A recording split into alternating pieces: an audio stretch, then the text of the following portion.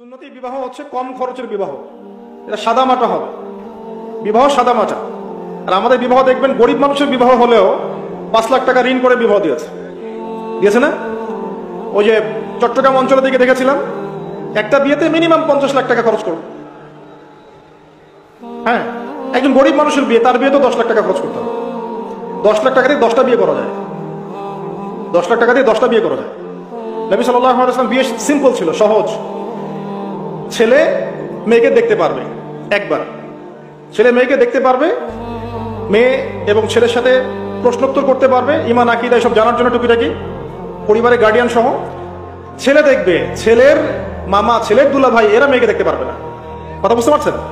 দেখা দেখি হয়ে গেছে, এখন দুই পক্ষ রাজি, মাশাআল্লাহ, একটা দিন ঠিক করা হবে, জুমার দিন হলে ভালো হয়, বা যে কোনো দিনই করতে পারেন, জুমার দিন হলে ভালো হয়।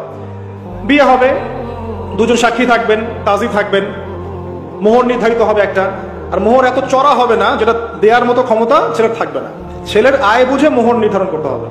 ছেলে যদি সামর্থ্যবান হয়, সে 1 কোটি টাকা মোহর দিতে পারে। ছেলে যদি সামর্থ্যবান না হয়, সে 50,000 টাকা মোহর দিতে পারে। কি সমস্যা? এটা ছেলের সামর্থ্যের উপর ডিপেন্ড করবে। এবং মোহরটা দিতে হবে, এটা বাকি রাখা যাবে না। মোহরটা দিতে হবে, এটা তার হক, স্ত্রীর হক। আপনাকে চেষ্টা করতে হবে বিয়ের রাতেই দিয়ে দেওয়ার জন্য। যদি না পারেন, তার কাছ থেকে আপনি ছাড় নিতে পারেন। সে যদি বলে ঠিক আছে আপনি আমাকে আস্তে আস্তে দিয়েন, কোনো সমস্যা নাই, ওকে ফাইন, আপনি আস্তে আস্তে দিবেন, কিন্তু দিতে হবে আপনাকে, দিতে হবে আপনাকে। দিয়ে দিয়েছেন, তারপরে সে স্বেচ্ছায় সেখান থেকে আপনাকে কিছু দিয়েছে, আপনি চাইলে খরচ করতে পারেন। কিন্তু এমন করা যাবে না যে আপনি মোহর নির্ধারণ করেছেন 10 লাখ টাকা, 10,000 টাকা দিলেন, বাকিটা বাকি, বউ মাফ করে দিয়েছে। এগুলো সম্পূর্ণ নারী নির্যাতন, এগুলো ধর্মের নামে নারী নির্যাতন, মেয়েদের অধিকার খর্ব করা।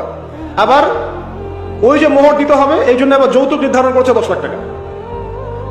মানুষ যে কত চালাক আর কত বিটকাল, কত শয়তান, সেটা আসলে মানে শয়তানও লজ্জা পায় মানুষকে দেখে। এখন কিছু কিছু ক্ষেত্রে শয়তানও মানুষকে দেখে লজ্জা পায়। এত শয়তানি আমাদের মনের মধ্যে, যার ভাবখানা এমন, ছেলেকে বিক্রি করছি, মেয়েকে কিনছি। তো আবার দেখা যায় মেয়ের বাবার ঘাড়ে বিশাল একটা বউ ভাতের চাপিয়ে দেওয়া হলো, একটা বোঝা চাপিয়ে দেওয়া হলো। তো অলিমা করবেন আপনি, অলিমা করবে ছেলে। অলিমা কে করবে? অলিমা ছেলে করবে, সেটা না করে মেয়ের উপর চাপিয়ে দেওয়া হলো। এগুলো ঠিক না। সুন্নতি বিবাহ সিম্পল, সহজ সরল, অল্প মোহর, সামর্থ্য অনুযায়ী মোহর পরিশোধ করবেন, সাক্ষী থাকবে, কাজী থাকবে, উপস্থিত জনগণকে খাইয়ে দিবেন।